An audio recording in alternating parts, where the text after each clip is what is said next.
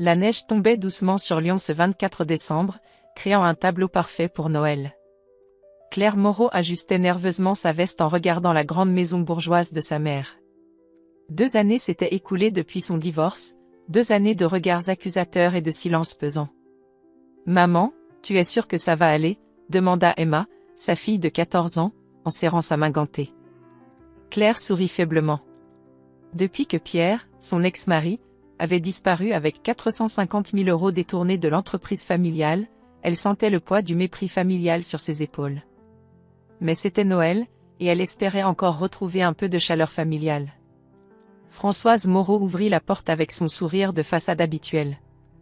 À 68 ans, l'ancienne directrice d'école imposait toujours le respect par sa prestance naturelle.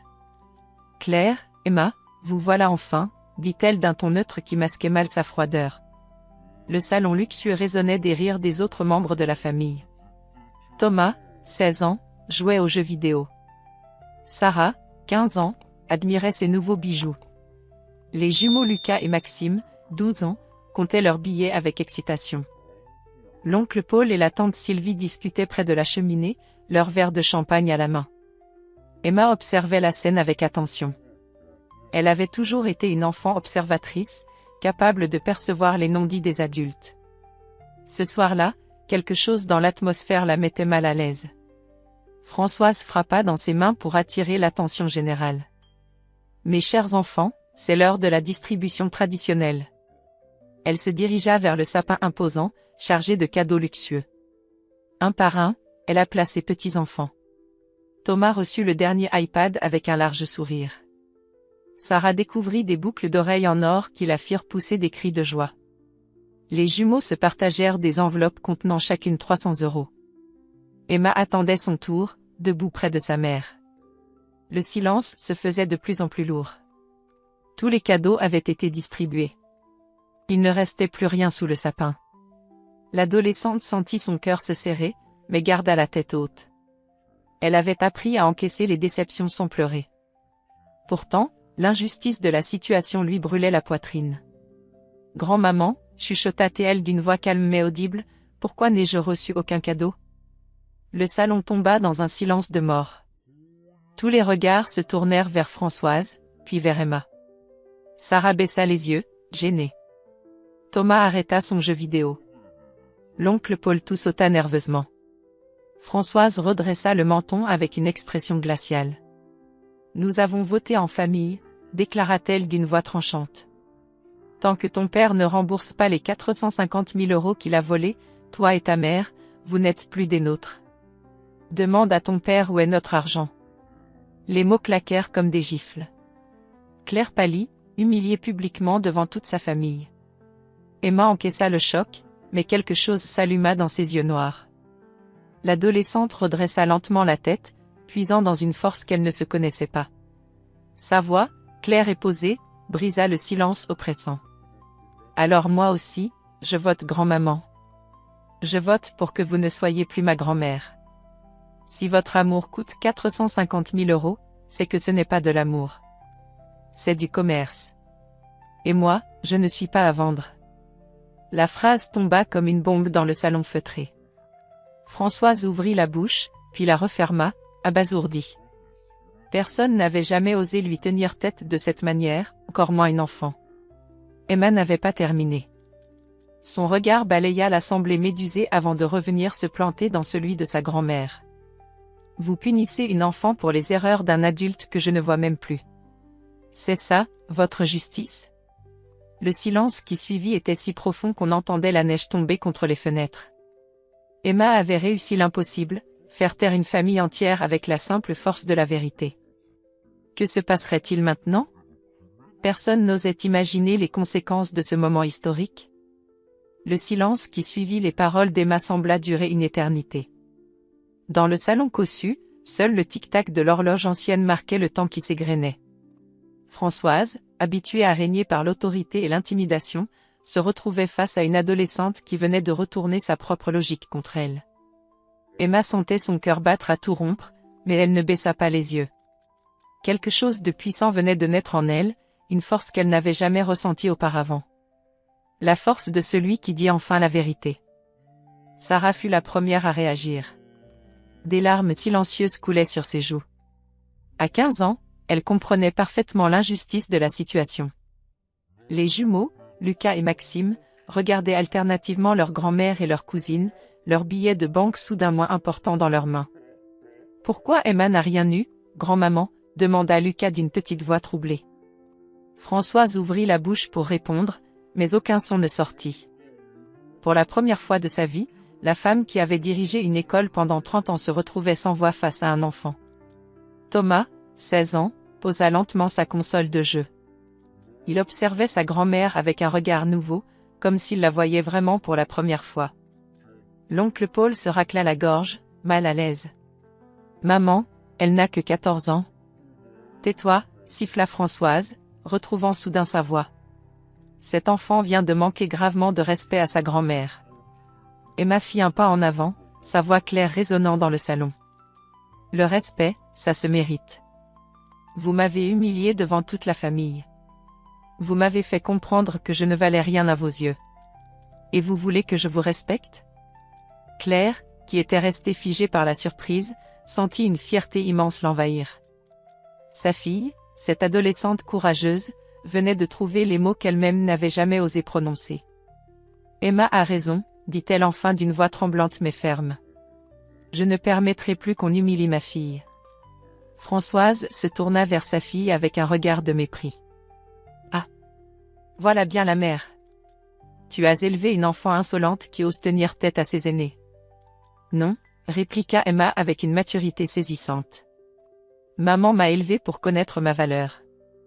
Et ma valeur ne dépend pas de votre approbation ou de votre argent. » La tension dans la pièce était palpable. Tante Sylvie détournait le regard, gênée. L'oncle Paul fixait ses chaussures. Même les adultes semblaient diminuer face à cette adolescente qui assumait ses convictions. Emma regarda une dernière fois sa grand-mère, puis l'assemblée silencieuse. « Vous savez ce qui me fait le plus de peine ? Ce n'est pas de ne pas avoir eu de cadeau. C'est de découvrir que l'amour de ma famille avait un prix. 450 000 €, c'est ça ? » Elle marqua une pause, laissant le poids de ses mots faire leur effet. « J'espère que vos cadeaux vous apporteront autant de bonheur que votre méchanceté vous apporte de tristesse. » Claire prit la main de sa fille. Ensemble, elles se dirigèrent vers la sortie. Emma se retourna une dernière fois, et ajouta avec une sagesse qui dépassait son âge. « Joyeux Noël quand même. » La porte se referma derrière elle avec un bruit sourd. Dans le salon, le silence était assourdissant. Sarah sanglotait maintenant ouvertement. Thomas fixait le plafond, visiblement bouleversé. Les jumeaux serraient machinalement leurs billets, comme si cet argent venait soudain de perdre toute sa valeur. Françoise resta debout au milieu du salon, seule avec sa colère et sa fierté blessée. Mais au fond d'elle-même, une petite voix commençait à murmurer des questions qu'elle n'était pas encore prête à entendre. Dehors, dans la nuit étoilée, Emma et Claire marchaient vers leur voiture. L'adolescente tremblait, mais pas de froid. Elle venait de franchir un cap dont elle ne mesurerait les conséquences que plus tard. « Maman » chuchota-t-elle, « j'ai bien fait ?» Claire serra sa fille contre elle. « Tu as été parfaite, ma chérie. » Parfaite. Mais toutes les deux savaient que ce n'était que le début. Cette soirée de Noël venait de déclencher quelque chose d'irréversible. Les mots d'Emma allaient résonner bien au-delà de ce salon bourgeois. La guerre était déclarée. Et cette fois, c'était une enfant qui avait tiré la première salve. Le lendemain matin, Claire se réveilla avec une sensation étrange. Pour la première fois depuis des années, elle n'avait pas ce poids familier sur la poitrine, cette angoisse de décevoir sa famille. Emma dormait encore dans sa chambre, épuisée par les émotions de la veille. L'appartement était silencieux. Pas de téléphone qui sonnait avec des reproches, pas de messages culpabilisants. Juste le calme d'une liberté nouvelle et effrayante. Vers midi, Emma émergea de sa chambre, les cheveux ébouriffés et les yeux encore gonflés. Elle s'installa à la table de la cuisine sans un mot, fixant son bol de céréales comme s'il contenait les réponses à toutes ses questions. « Ça va, ma chérie ?» demanda doucement Claire. Emma leva les yeux vers sa mère. Malgré sa bravoure de la veille, elle restait une adolescente de 14 ans qui venait de perdre sa grand-mère. « Maman ?» J'aimais vraiment grand-maman avant. Pourquoi elle est devenue si méchante? Claire s'assit en face de sa fille. Il était temps de dire toute la vérité. Emma, il faut que tu comprennes quelque chose sur notre famille. Ton père Pierre n'a pas seulement détourné de l'argent. Il nous a tous trahis. Et au lieu d'accepter qu'ils s'étaient trompés sur lui, ils ont préféré nous blâmer, nous. L'adolescente absorba cette information en silence. Elle était assez mûre pour comprendre les mécanismes psychologiques à l'œuvre. Ils nous utilisent comme boucs émissaires, conclut-elle avec une lucidité surprenante. Exactement. Et hier soir, tu as refusé de jouer ce rôle. Emma repoussa son bol et regarda sa mère avec intensité. Maman, pourquoi tu ne m'as jamais défendu avant? Pourquoi tu acceptais qu'il nous traite mal? La question frappa Claire comme une gifle. Sa fille avait le don de poser les questions les plus difficiles avec une simplicité désarmante. Parce que j'avais peur, avoua-t-elle dans un souffle. Peur d'être rejetée, peur de me retrouver seule, peur de ne pas être assez forte pour nous deux. Emma tendit la main vers sa mère par-dessus la table. Mais on est forte, maman. Hier, j'ai compris qu'on était plus forte qu'eux. Claire sentit les larmes monter. Sa fille de 14 ans venait de lui donner une leçon de courage qui allait changer sa vie. L'après-midi, elles décidèrent de faire quelque chose qu'elles n'avaient jamais fait, passer un Noël rien qu'à elles deux, sans faste, sans pression, sans jugement. Elles achetèrent un petit sapin, quelques décorations simples et préparèrent ensemble un dîner modeste. En décorant l'arbre, Emma posa une question qui surprit sa mère. « Maman, c'est quoi une vraie famille pour toi ?» Claire réfléchit un moment, une boule de Noël dorée dans la main. Une vraie famille, c'est des gens qui t'aiment sans condition. Qui sont fiers de toi quand tu réussis, qui te soutiennent quand tu échoues, et qui ne te demandent jamais de renier qui tu es. Alors nous deux, on est une vraie famille, déclara Emma avec un sourire. Cette soirée-là, dans leur petit appartement aux décorations modestes, elles vécurent le plus beau Noël de leur vie. Pas de cadeaux coûteux, pas de reproches déguisés, pas de chantage affectif. Juste l'amour pur entre une mère et sa fille. Emma sortit son journal intime, celui qu'elle tenait depuis ses 12 ans. Elle écrivit, 25 décembre. Aujourd'hui, j'ai appris qu'on peut divorcer de sa famille toxique, comme maman a divorcé de papa. On peut choisir qui on laisse nous aimer. Et c'est la plus belle liberté du monde. Mais cette paix nouvelle ne durerait pas longtemps. Car dans la grande maison bourgeoise de l'autre côté de la ville, Françoise Moreau ruminait sa défaite. Et une femme habituée à dominer ne renonce jamais facilement à son pouvoir. Le téléphone de Claire sonna vers 22 heures. Un numéro inconnu. Elle décrocha prudemment. Allô? Claire? C'est Paul. La voix de son frère était tendue, presque chuchotée. Écoute, je voulais te dire, ce qu'Emma a fait hier, elle a remué beaucoup de choses ici. Sarah n'arrête pas de pleurer. Les jumeaux posent des questions embarrassantes. Et maman? Maman est dans une colère noire. Claire sentit son estomac se nouer. Qu'est-ce que ça veut dire, Paul? Ça veut dire que ce n'est pas fini. Maman prépare quelque chose. Fais attention à vous. La ligne se coupa. Claire regarda Emma qui lisait tranquillement sur le canapé, inconsciente de la tempête qui se préparait. La guerre ne faisait que commencer. 3 mois s'étaient écoulés depuis le Noël mémorable. Emma avait repris ses cours au lycée avec une confiance nouvelle, mais elle ne s'attendait pas à recevoir un message privé sur Instagram qui allait tout changer. « Salut Emma, c'est Sarah. Il faut qu'on se parle. Tu peux me retrouver au café près de ton lycée après les cours ?» L'adolescente fixa son écran, surprise. Depuis la rupture familiale, aucun membre de la famille n'avait tenté de la contacter. Elle hésita, puis répondit simplement, « D'accord. » 16h30. Le café était bondé d'étudiants quand Emma arriva. Elle repéra facilement Sarah, assise dans un coin, visiblement nerveuse. Sa cousine avait maigri et des cernes sombres marquaient ses yeux. « Merci d'être venue, » murmura Sarah en évitant son regard. Emma s'installa en face d'elle, gardant une distance prudente.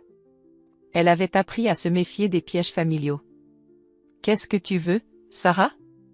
Te dire que tu avais raison. » La phrase sortit d'un trait, comme si Sarah l'avait répété 100 fois. Ce que tu as dit à Noël, ça m'a ouvert les yeux. Emma étudia le visage de sa cousine. Elle y lisait une sincérité douloureuse. Sarah prit une inspiration tremblante avant de continuer.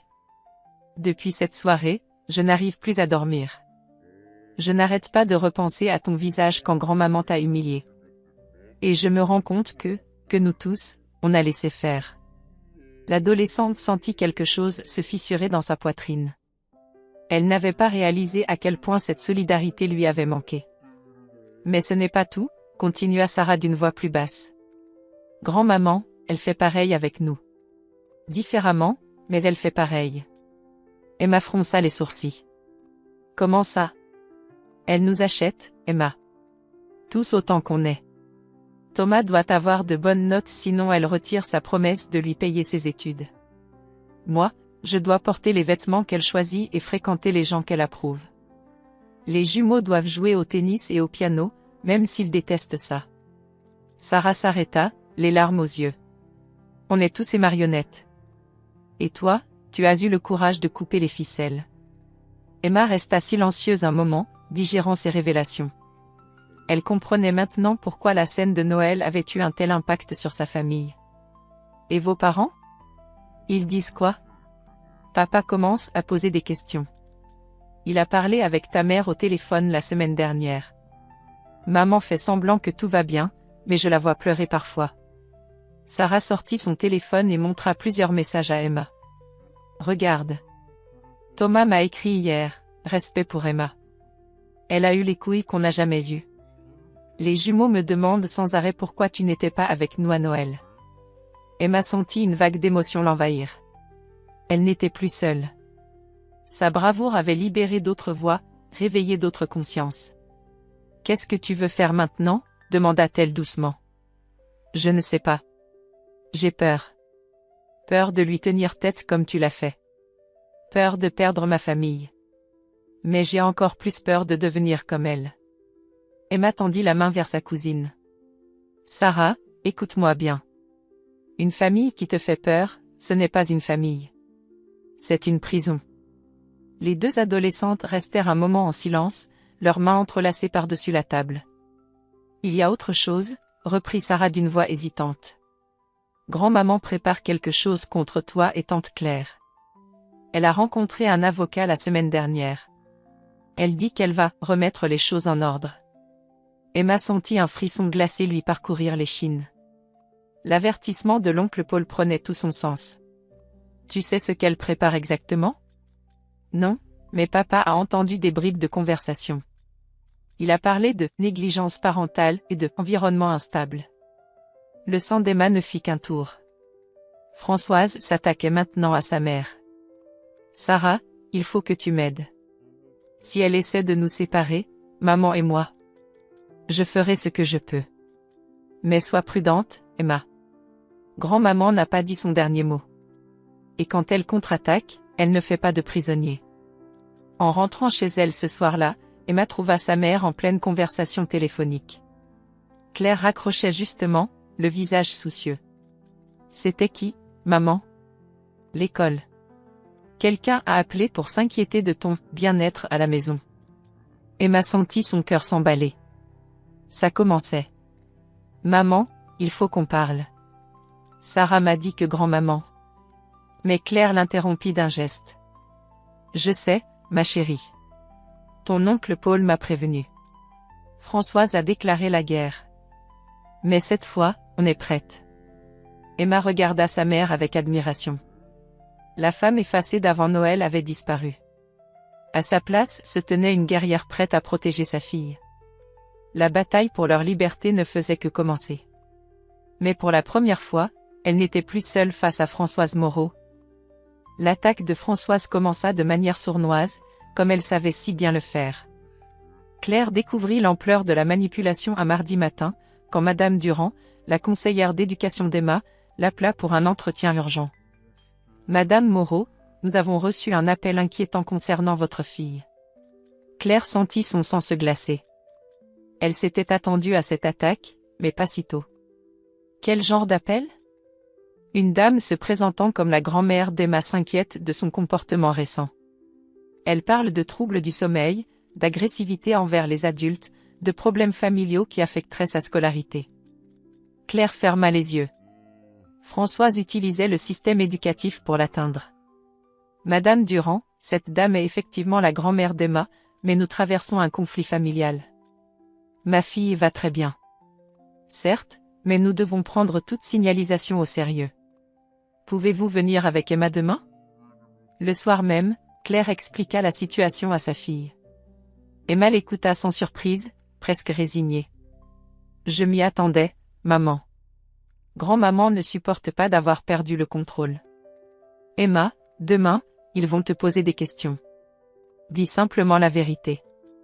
C'est ce que je fais toujours maintenant. Mais l'entretien au lycée ne fut que le début.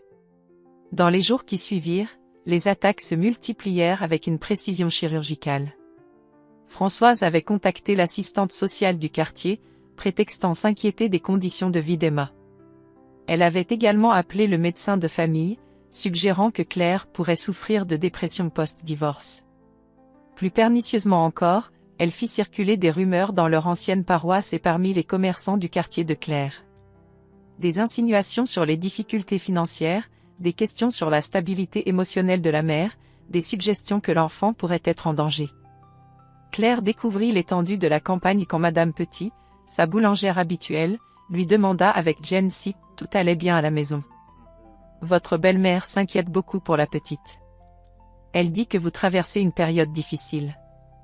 Claire comprit que Françoise avait orchestré une véritable guerre psychologique. L'ancienne directrice d'école connaissait parfaitement les rouages administratifs et savait comment semer le doute sans porter d'accusation directe. Le point culminant arriva quand Claire reçut une convocation officielle des services sociaux. Une enquête était ouverte suite à un signalement pour environnement familial préoccupant. Ce soir-là, Emma trouva sa mère en larmes dans la cuisine. « Maman, qu'est-ce qui se passe ?» Claire lui tendit la lettre. Emma la lut attentivement, son visage se durcissant à chaque ligne. « Elle veut nous séparer, » murmura l'adolescente. « Elle essaie de prouver que je suis une mauvaise mère, que tu serais mieux ailleurs. » Emma s'assit à côté de sa mère et prit ses mains tremblantes. « Maman, regarde-moi. Tu es la meilleure mère du monde. Tu m'as appris à me respecter, à dire la vérité, à ne jamais accepter l'inacceptable. Si ça, ce n'est pas bien élever un enfant, alors je ne sais pas ce que c'est. » Claire essuya ses larmes, puisant de la force dans la maturité de sa fille. « Qu'est-ce qu'on fait maintenant ?» Emma se leva, déterminée. « On se bat. Avec la vérité. » L'adolescente sortit une feuille de papier et commença à écrire. Ces mots coulaient avec une clarté et une force qui surprirent Claire. « Madame Françoise Moreau, j'ai appris que vous essayez de faire croire que ma mère est dangereuse pour moi. Je tiens à vous dire que c'est faux. Ma mère m'aime, me protège et me respecte. Elle ne m'a jamais manipulée avec de l'argent ou des menaces. Contrairement à vous. Je ne reviendrai chez vous que quand vous présenterez de vraies excuses à ma mère et que vous nous traiterez avec le même respect que les autres.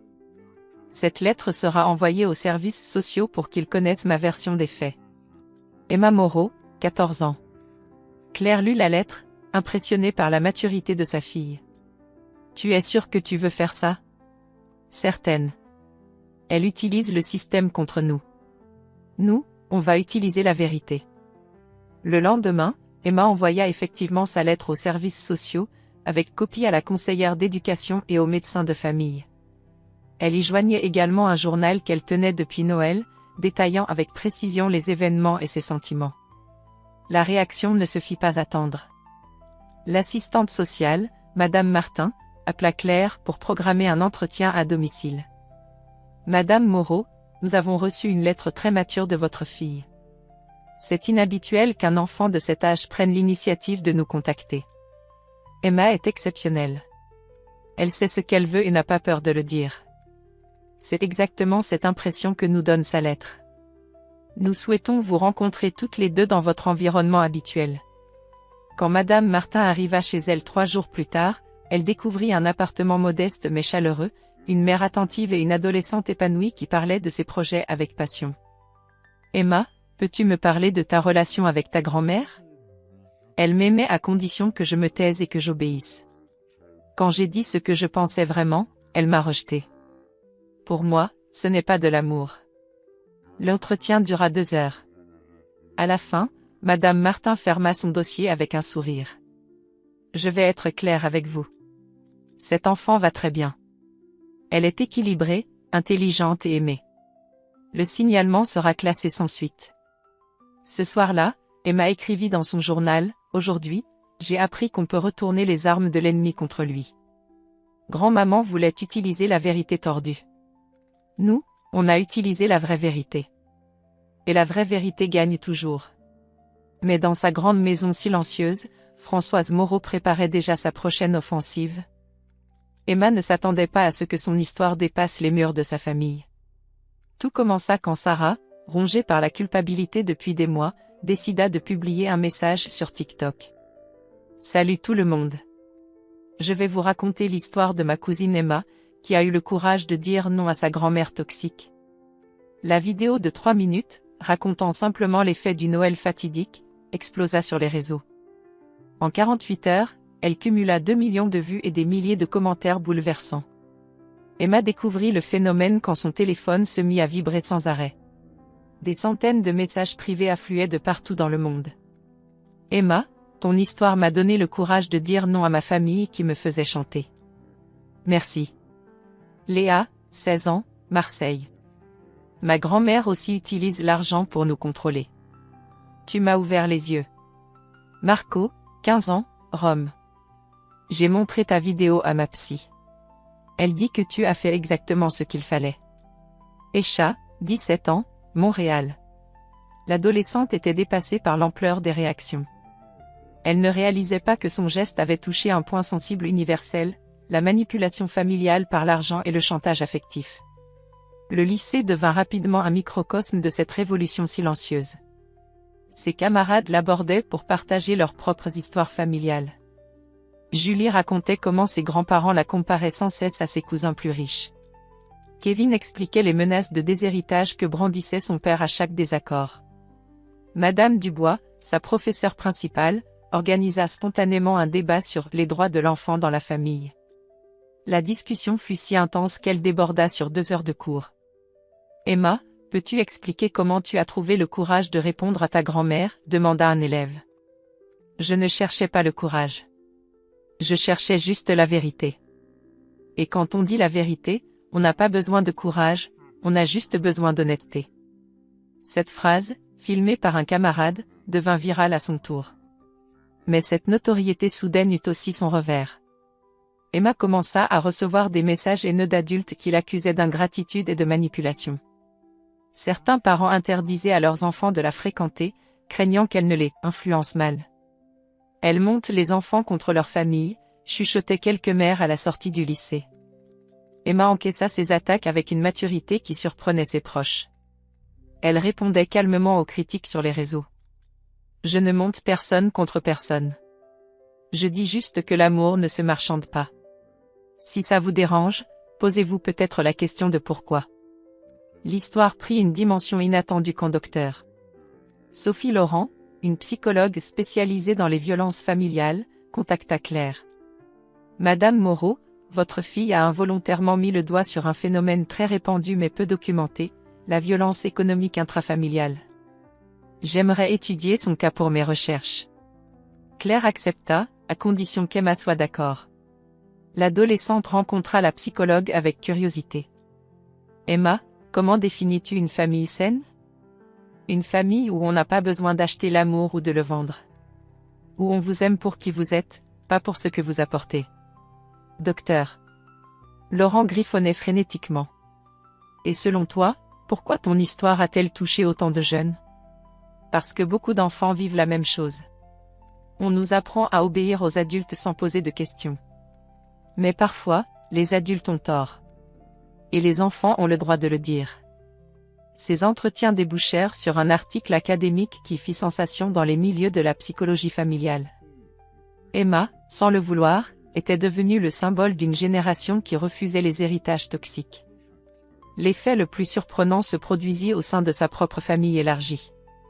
Thomas, inspiré par l'exemple de sa cousine, confronta finalement Françoise.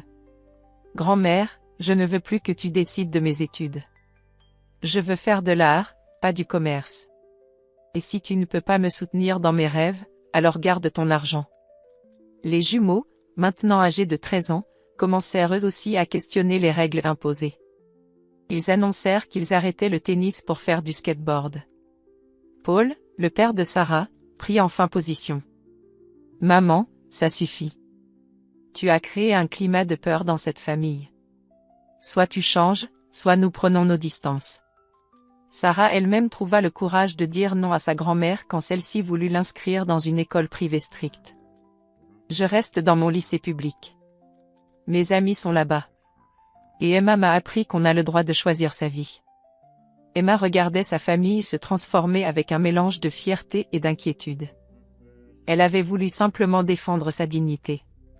Elle n'avait pas prévu de déclencher une révolution familiale. Le soir, elle écrivait dans son journal, « Aujourd'hui, j'ai compris quelque chose d'important. Parfois, un petit geste peut changer le monde. Pas le monde entier, mais le monde des gens autour de nous. Et c'est peut-être ça, la vraie révolution, aider les autres à trouver leur propre courage. » Mais dans sa grande maison désormais silencieuse, Françoise Moreau mesurait l'étendue de sa défaite. Pour la première fois de sa vie, elle se retrouvait complètement seule, face aux conséquences de ses choix. Et cette solitude allait la mener à une prise de conscience qui changerait tout. Françoise Moreau n'avait jamais connu la solitude. Pendant 71 ans, elle avait régné sur sa famille avec une autorité que personne n'osait contester. Mais ce matin de mai, assise dans son salon vide, elle mesurait enfin l'étendue de sa défaite. Les dimanches familiaux avaient disparu. Paul ne venait plus depuis 3 mois, excédé par ses tentatives de manipulation. Sarah refusait ses appels, soutenue par ses parents qui découvraient enfin les méthodes de chantage de leur mère. Thomas avait carrément changé de numéro après qu'elle ait menacé de le déshériter pour ses choix d'études artistiques. Même les jumeaux, autrefois si dociles, lui avaient ri au nez quand elle avait voulu les inscrire dans un cours de piano supplémentaire. « Non merci, grand-maman. Emma nous a appris qu'on pouvait dire non », avait déclaré Lucas avec un sourire innocent mais ferme. L'entreprise familiale périclitait. Sans la cohésion familiale qui en faisait la force, les associés se disputaient, les clients partaient vers la concurrence. Françoise, qui avait passé sa vie à construire un empire basé sur le contrôle, voyait tout s'effondrer. Mais le coup de grâce arriva un mardi matin sous la forme d'une lettre recommandée. L'avocat de la famille, Maître Durand, lui annonçait qu'il ne pouvait plus la représenter. « Madame Moreau, après mûre réflexion, je ne peux cautionner vos méthodes. Utiliser le système judiciaire pour des vengeances personnelles va à l'encontre de mes valeurs professionnelles. » Ce soir-là, seule dans sa grande maison silencieuse, Françoise sentit quelque chose se briser en elle. Elle qui avait toujours eu réponse à tout, qui avait toujours su comment manipuler les situations à son avantage, se retrouvait démunie. Elle monta dans sa chambre et s'effondra sur son lit, terrassée par une crise cardiaque qui la conduisit à l'hôpital en urgence. L'infarctus fut heureusement léger, mais il lui laissa le temps de réfléchir dans sa chambre d'hôpital. Pour la première fois depuis des décennies, Françoise était obligée de s'arrêter, de faire silence, de regarder sa vie en face. Les heures s'écoulaient lentement. Aucun visiteur. Aucun appel. L'infirmière de garde, Madame Lopez, était la seule compagnie de cette femme qui avait régné sur tant de vies. « Vous n'avez personne pour vous tenir compagnie ?» demanda gentiment l'infirmière. « J'ai une famille nombreuse » répondit Françoise d'une voix faible. « Mais je les ai perdus. »« À cause de la maladie ? » ?»« Non. À cause de moi. » C'était la première fois que Françoise reconnaissait sa responsabilité dans l'éloignement de sa famille. Le 3e jour d'hospitalisation, une infirmière lui apporta une enveloppe colorée. Quelqu'un a laissé ça pour vous à l'accueil. Françoise reconnut immédiatement l'écriture d'Emma. Ses mains tremblèrent en ouvrant la carte faite main, décorée de petits cœurs et de fleurs. « Madame Françoise, j'ai appris que vous étiez malade. Malgré tout ce qui s'est passé, je ne vous souhaite pas de mal. J'espère que vous allez vous rétablir. Peut-être qu'un jour nous pourrons nous parler autrement. Je pense à vous. Emma. » Les larmes coulèrent sur les joues de Françoise. Cet enfant qu'elle avait humilié, rejeté, attaqué par tous les moyens possibles, lui envoyait un message de compassion. Aucun reproche, aucune rancune, juste une gentillesse pure et désintéressée. Cette nuit-là, dans l'obscurité de sa chambre d'hôpital, Françoise fit face à 71 ans de comportement toxique. Elle revit tous les moments où elle avait choisi le contrôle plutôt que l'amour, la peur plutôt que la confiance, l'orgueil plutôt que l'humilité. Elle comprit que cette adolescente de 14 ans possédait une grandeur d'âme qu'elle n'avait jamais su développer. Emma avait appris à pardonner sans oublier, à aimer sans condition, à rester digne dans l'adversité. Le lendemain matin, Françoise demanda à l'infirmière de lui apporter du papier et un stylo. « Ma chère Emma, écrivit-elle d'une main tremblante, ta carte m'a bouleversée. Tu as raison, nous devons apprendre à nous parler autrement. Quand je sortirai d'ici, j'aimerais te rencontrer. Pas comme ta grand-mère qui sait tout, mais comme une femme qui a beaucoup à apprendre. Je te demande pardon. Françoise. » Quand Dr Moreau vint lui annoncer sa sortie, Françoise prit une décision qui la surprit elle-même. « Docteur, connaissez-vous un bon psychologue ? Je crois que j'ai besoin d'aide pour comprendre pourquoi j'ai fait tant de mal à ceux que j'aimais. » Le médecin sourit, touché par cette soudaine humilité. « Je vais vous donner quelques contacts. Il n'est jamais trop tard pour changer, Madame Moreau. » En quittant l'hôpital, Françoise regarda sa grande maison vide d'un œil nouveau. Elle avait construit un palais, mais y avait vécu comme une prisonnière de ses propres peurs. Pour la première fois de sa vie, elle était prête à apprendre plutôt qu'à enseigner, à écouter plutôt qu'à commander, à aimer plutôt qu'à posséder. Emma, sans le savoir, venait de réussir l'impossible, transformer le cœur de celle qui semblait irrécupérable. La vraie révolution ne faisait que commencer. 2 ans et demi s'étaient écoulés depuis ce Noël qui avait tout changé. Emma, maintenant âgée de 16 ans et demi, avait grandi bien au-delà de son âge. Son histoire avait inspiré des milliers d'adolescents à travers le monde, et elle recevait encore régulièrement des messages de jeunes qui avaient trouvé le courage de dire non aux manipulations familiales. Ce matin d'octobre, en se rendant au lycée, elle reçut un appel inattendu de l'oncle Paul. « Emma, ta grand-mère souhaiterait te rencontrer. Elle a beaucoup changé depuis sa maladie. Elle suit une thérapie depuis plus d'1 an et elle voudrait présenter de vraies excuses. » Emma sentit son cœur s'accélérer. Elle avait reçu 3 lettres de Françoise au cours de l'année précédente, chacune plus humble que la précédente. Mais elle n'était pas encore prête à franchir le pas. « Je vais en parler avec maman. » Claire, qui avait elle aussi énormément évolué, accueillit la demande avec sérénité. « C'est ton choix, ma chérie. Tu as le droit de dire oui, comme tu as le droit de dire non. » Emma réfléchit pendant plusieurs jours. Finalement, elle accepta, mais à ses conditions. La rencontre aurait lieu dans un café neutre, Claire serait présente, et aucun cadeau ou promesse d'argent ne devait être évoqué. Le café choisi était simple et chaleureux, loin de l'opulence habituelle des lieux de rencontres familiaux. Quand Françoise arriva, Emma eut du mal à reconnaître sa grand-mère. À 73 ans, la femme altière et dominatrice avait laissé place à une personne vieillie, amaigrie, mais dont les yeux exprimaient une humilité nouvelle. Françoise s'assit face à Emma et Claire, ses mains tremblantes posées sur la table.